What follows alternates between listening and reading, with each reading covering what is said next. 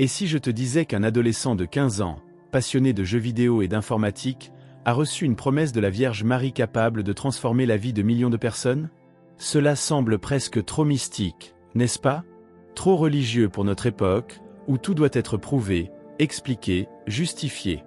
Et pourtant, on nous a souvent fait croire que la sainteté exige de quitter la vie ordinaire, de se retirer du monde, de renoncer à tout ce qui nous est familier. Mais la réalité est tout autre. La sainteté peut se vivre au cœur même de la quotidienneté. Carlo Acuti portait des jeans, jouait à la PlayStation, passait du temps sur Internet. Et pourtant, il est devenu l'une des figures spirituelles les plus marquantes de notre temps. Pour lui, la spiritualité n'était pas un moment à part, réservé à une église ou à une prière. Elle faisait partie de sa vie, naturellement, comme une respiration. Et dans ces derniers jours, quelque chose d'extraordinaire s'est produit.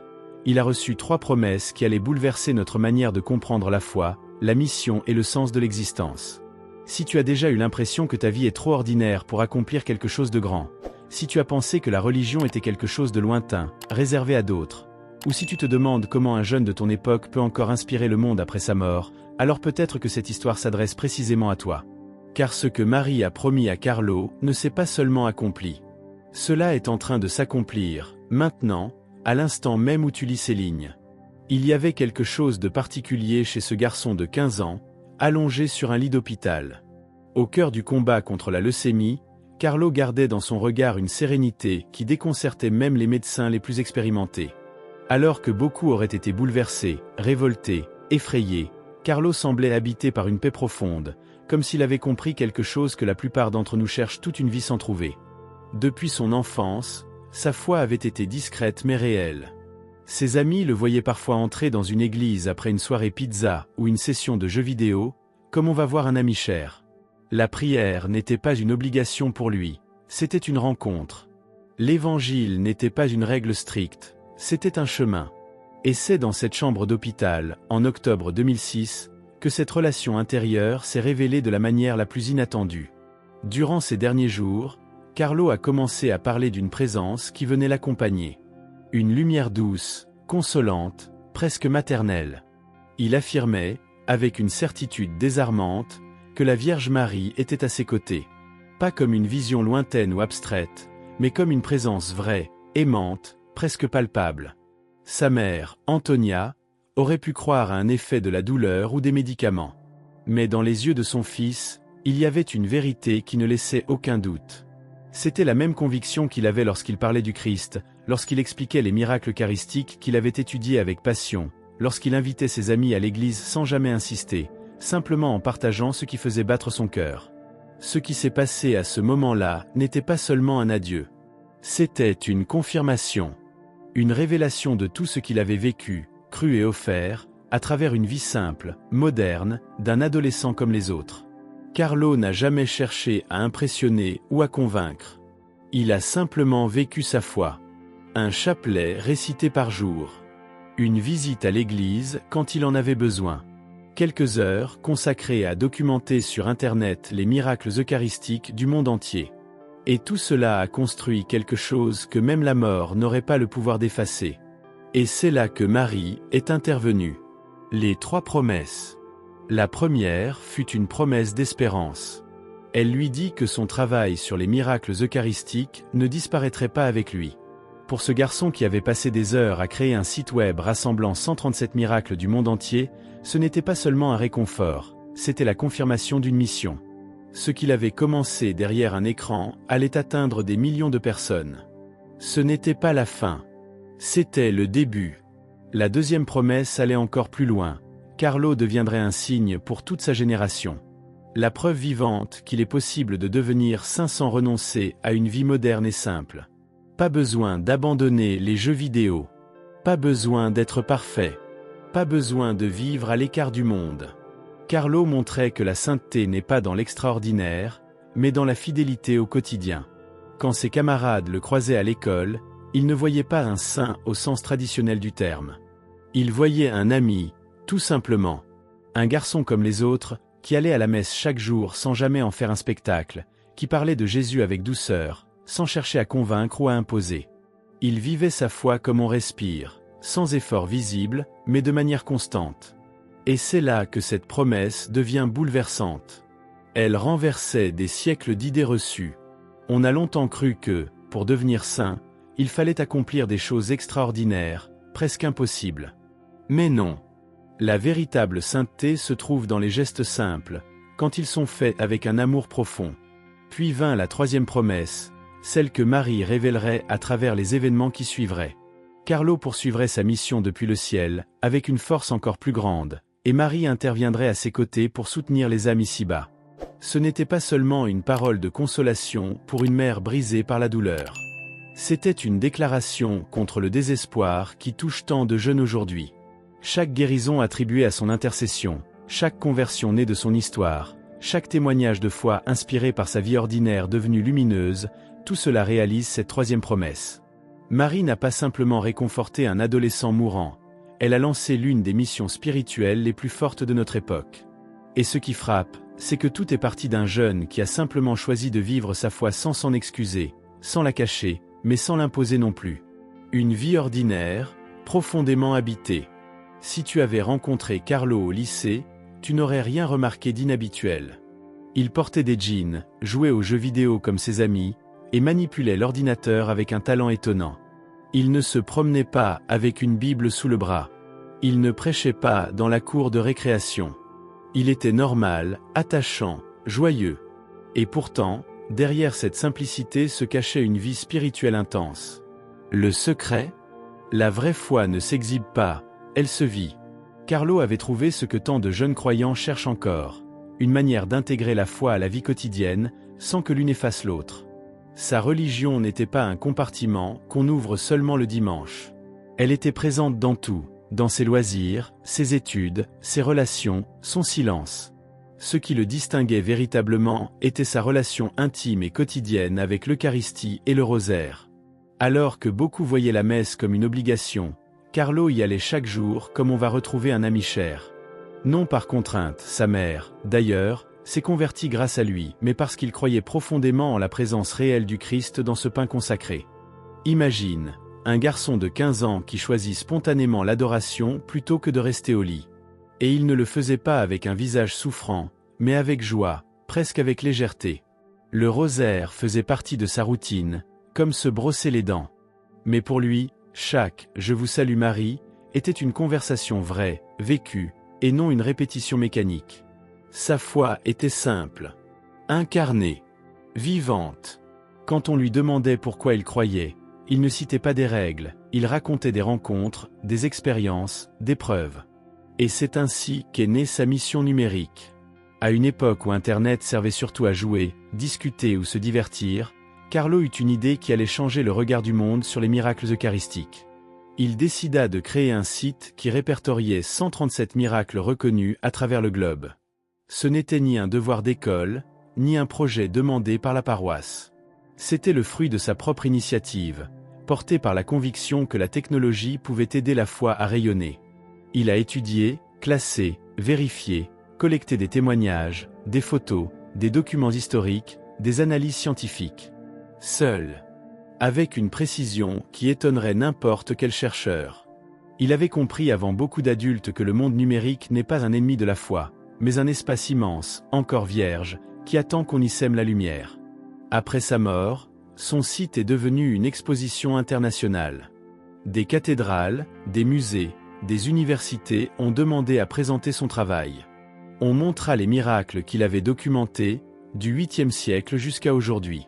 Et partout, des milliers de personnes ont redécouvert l'Eucharistie à travers le regard d'un adolescent. Et c'est ainsi que sa mission continue. Il avait compris que l'on n'a pas besoin de changer qui l'on est pour vivre sa foi. Il suffit de laisser la foi transformer doucement qui l'on devient. De Lanciano à Buenos Aires, de Santarém à Amsterdam, chaque miracle portait son histoire, ses examens scientifiques, ses témoins. Et le plus frappant, des millions de personnes ont pu accéder à des informations qui, autrefois, n'étaient conservées que dans de vieux livres ou des archives d'église. Carlo avait rendu ces miracles accessibles, presque tangibles, à une génération qui a besoin de voir pour croire. Il avait ouvert les portes du surnaturel au monde moderne. L'impact de cette mission numérique fut si remarquable que beaucoup considèrent Carlo comme le patron non officiel d'Internet et de l'évangélisation en ligne. Il n'utilisait pas la technologie pour attirer l'attention ou rechercher la popularité. Pour lui, Internet était un terrain de mission, un langage moderne pour partager la foi. Il avait compris quelque chose d'essentiel. Les jeunes d'aujourd'hui ne sont pas touchés par des sermons sévères ou des discours lointains, mais par des histoires vraies, des preuves, des vies réelles transformées. Son héritage numérique n'a cessé de croître après sa mort. Il a inspiré des milliers de jeunes croyants à utiliser leurs talents, réseaux sociaux, design, vidéo, programmation pour annoncer l'évangile de manière créative et vivante. Carlo n'a pas simplement créé un site web, il a tracé un chemin. Il a répondu, avec sa vie, à cette question que beaucoup se posent encore. Comment puis-je servir Dieu tel que je suis, avec les dons que j'ai, dans le monde où je vis? La réponse était en lui, dans sa simplicité.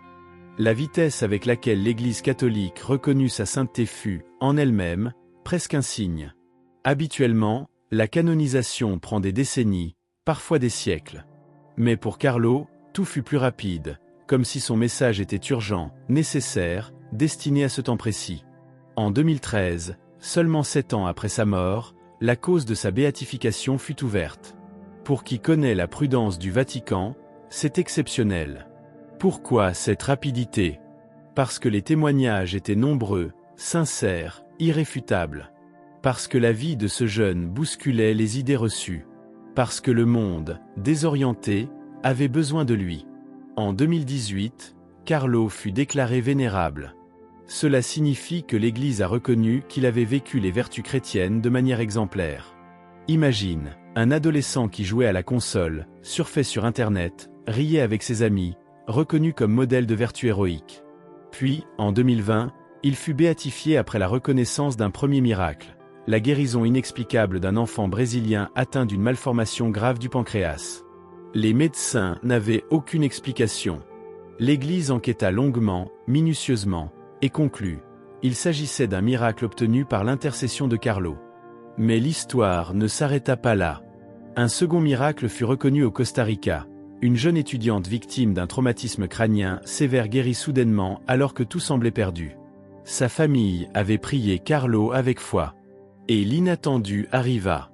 Ainsi, en 2025, seulement 19 ans après sa mort, Carlo Acuti fut canonisé.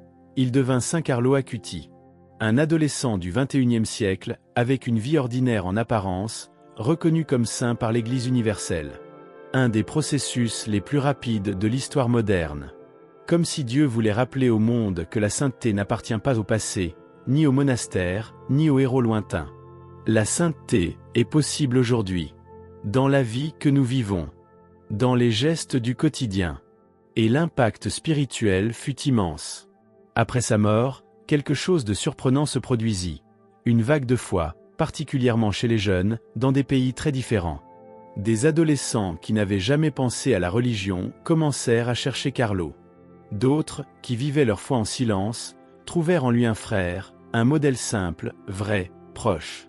Ce n'était pas une foi dramatique. Ce n'était pas la force de ceux qui affrontent les lions. C'était le courage doux de celui qui ose croire tranquillement, avec constance, dans un monde qui dit que la foi n'a plus de place.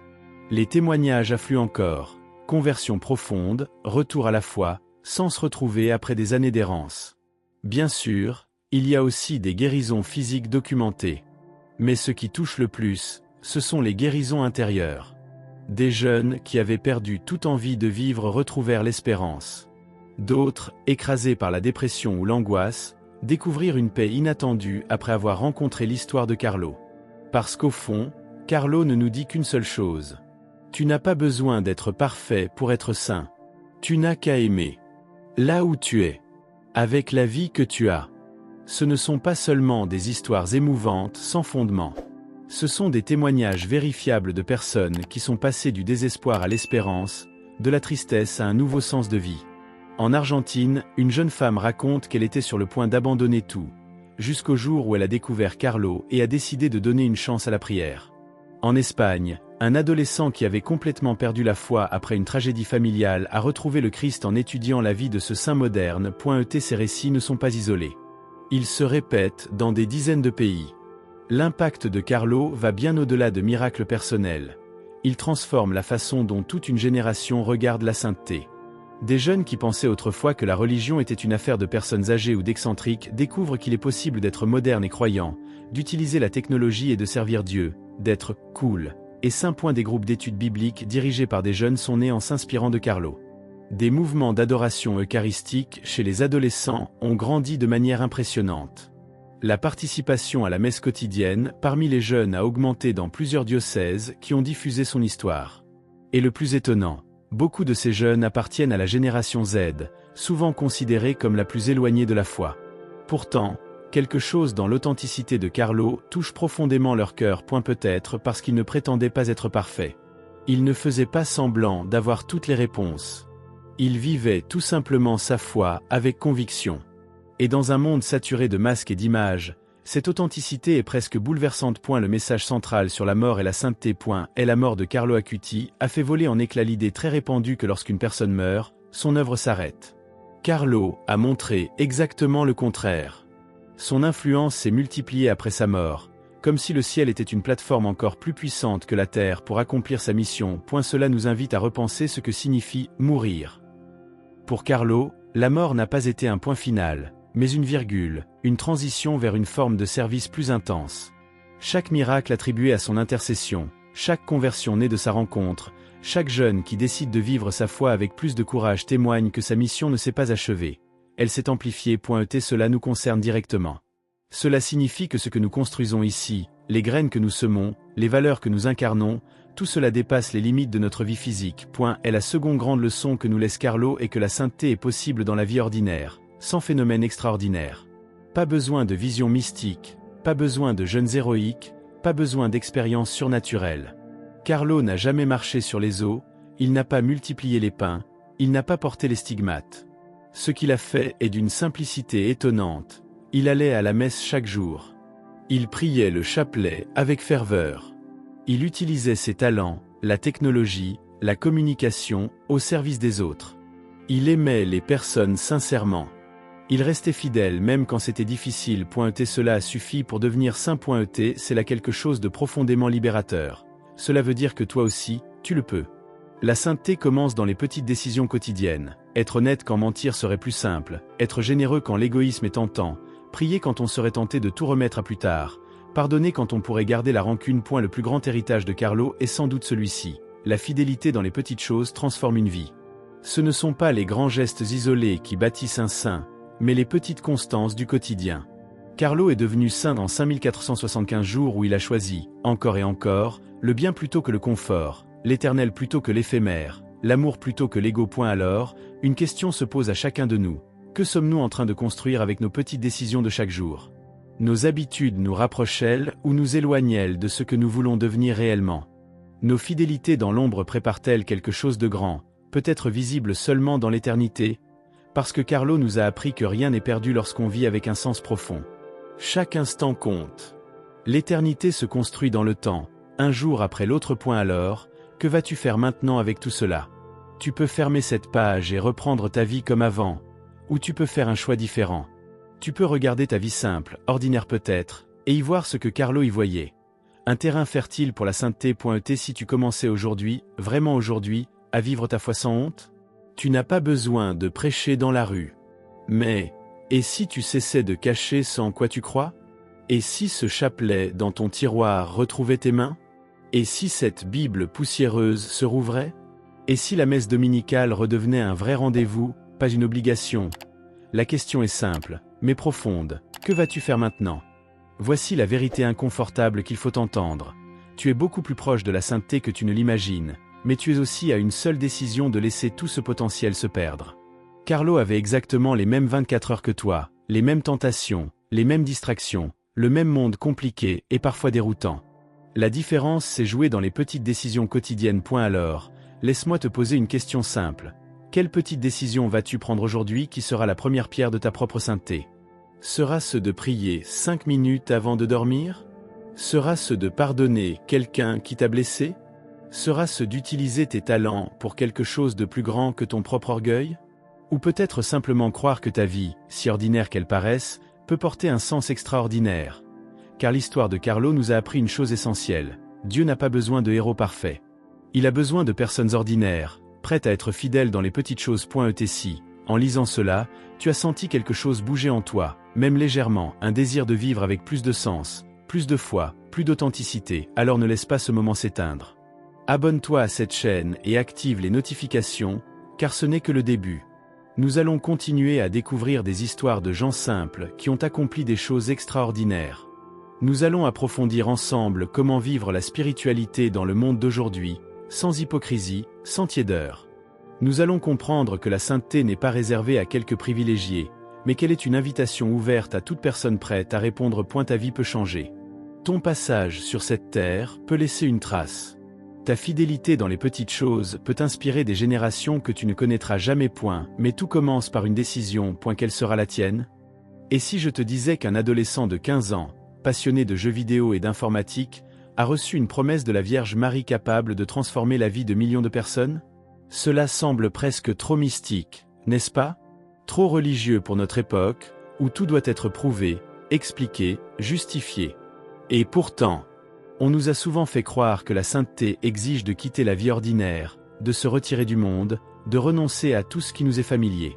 Mais la réalité est tout autre. La sainteté peut se vivre au cœur même de la quotidienneté. Carlo Acuti portait des jeans, jouait à la PlayStation, passait du temps sur Internet. Et pourtant, il est devenu l'une des figures spirituelles les plus marquantes de notre temps. Pour lui, la spiritualité n'était pas un moment à part, réservé à une église ou à une prière. Elle faisait partie de sa vie, naturellement, comme une respiration. Et dans ces derniers jours, quelque chose d'extraordinaire s'est produit. Il a reçu 3 promesses qui allaient bouleverser notre manière de comprendre la foi, la mission et le sens de l'existence. Si tu as déjà eu l'impression que ta vie est trop ordinaire pour accomplir quelque chose de grand, si tu as pensé que la religion était quelque chose de lointain, réservé à d'autres, ou si tu te demandes comment un jeune de ton époque peut encore inspirer le monde après sa mort, alors peut-être que cette histoire s'adresse précisément à toi. Car ce que Marie a promis à Carlo ne s'est pas seulement accompli. Cela est en train de s'accomplir, maintenant, à l'instant même où tu lis ces lignes. Il y avait quelque chose de particulier chez ce garçon de 15 ans, allongé sur un lit d'hôpital. Au cœur du combat contre la leucémie, Carlo gardait dans son regard une sérénité qui déconcertait même les médecins les plus expérimentés. Alors que beaucoup auraient été bouleversés, révoltés, effrayés, Carlo semblait habité par une paix profonde, comme s'il avait compris quelque chose que la plupart d'entre nous cherchent toute une vie sans trouver. Depuis son enfance, sa foi avait été discrète mais réelle. Ses amis le voyaient parfois entrer dans une église après une soirée pizza ou une session de jeux vidéo, comme on va voir un ami cher. La prière n'était pas une obligation pour lui, c'était une rencontre. L'évangile n'était pas une règle stricte, c'était un chemin. Et c'est dans cette chambre d'hôpital, en octobre 2006, que cette relation intérieure s'est révélée de la manière la plus inattendue. Durant ces derniers jours, Carlo a commencé à parler d'une présence qui venait l'accompagner. Une lumière douce, consolante, presque maternelle. Il affirmait, avec une certitude désarmante, que la Vierge Marie était à ses côtés. Pas comme une vision lointaine ou abstraite, mais comme une présence vraie, aimante, presque palpable. Sa mère, Antonia, aurait pu croire à un effet de la douleur ou des médicaments. Mais dans les yeux de son fils, il y avait une vérité qui ne laissait aucun doute. C'était la même conviction qu'il avait lorsqu'il parlait du Christ, lorsqu'il expliquait les miracles eucharistiques qu'il avait étudiés avec passion, lorsqu'il invitait ses amis à l'église sans jamais insister, simplement en partageant ce qui faisait battre son cœur. Ce qui s'est passé à ce moment-là n'était pas seulement un adieu. C'était une confirmation. Une révélation de tout ce qu'il avait vécu, cru et offert, à travers une vie simple, moderne, d'un adolescent comme les autres. Carlo n'a jamais cherché à impressionner ou à convaincre. Il a simplement vécu sa foi. Un chapelet récité par jour. Une visite à l'église quand il en avait besoin. Quelques heures consacrées à documenter sur Internet les miracles eucharistiques du monde entier. Et tout cela a construit quelque chose que même la mort n'aurait pas le pouvoir d'effacer. Et c'est là que Marie est intervenue. Les 3 promesses. La première fut une promesse d'espérance. Elle lui dit que son travail sur les miracles eucharistiques ne disparaîtrait pas avec lui. Pour ce garçon qui avait passé des heures à créer un site web rassemblant 137 miracles du monde entier, ce n'était pas seulement un réconfort, c'était la confirmation d'une mission. Ce qu'il avait commencé derrière un écran allait atteindre des millions de personnes. Ce n'était pas la fin. C'était le début.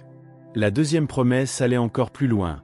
Carlo deviendrait un signe pour toute sa génération. La preuve vivante qu'il est possible de devenir saint sans renoncer à une vie moderne et simple.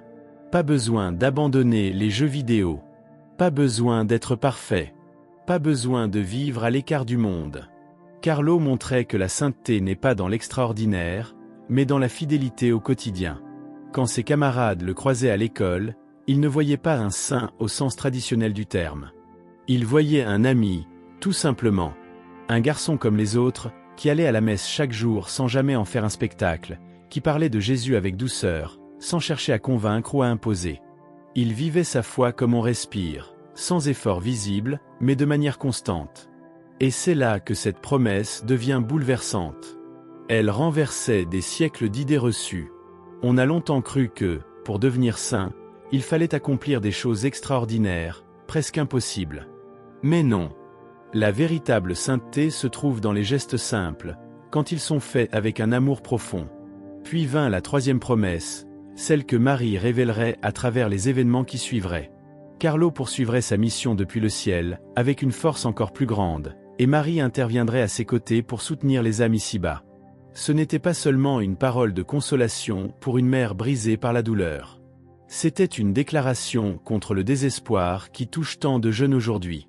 Chaque guérison attribuée à son intercession, chaque conversion née de son histoire, chaque témoignage de foi inspiré par sa vie ordinaire devenue lumineuse, tout cela réalise cette troisième promesse.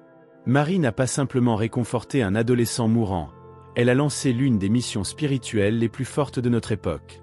Et ce qui frappe, c'est que tout est parti d'un jeune qui a simplement choisi de vivre sa foi sans s'en excuser, sans la cacher, mais sans l'imposer non plus.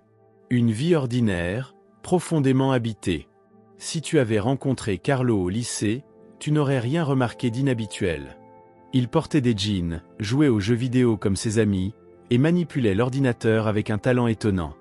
Il ne se promenait pas avec une Bible sous le bras. Il ne prêchait pas dans la cour de récréation. Il était normal, attachant, joyeux. Et pourtant, derrière cette simplicité se cachait une vie spirituelle intense. Le secret ? La vraie foi ne s'exhibe pas, elle se vit. Carlo avait trouvé ce que tant de jeunes croyants cherchent encore, une manière d'intégrer la foi à la vie quotidienne, sans que l'une efface l'autre. Sa religion n'était pas un compartiment qu'on ouvre seulement le dimanche. Elle était présente dans tout, dans ses loisirs, ses études, ses relations, son silence. Ce qui le distinguait véritablement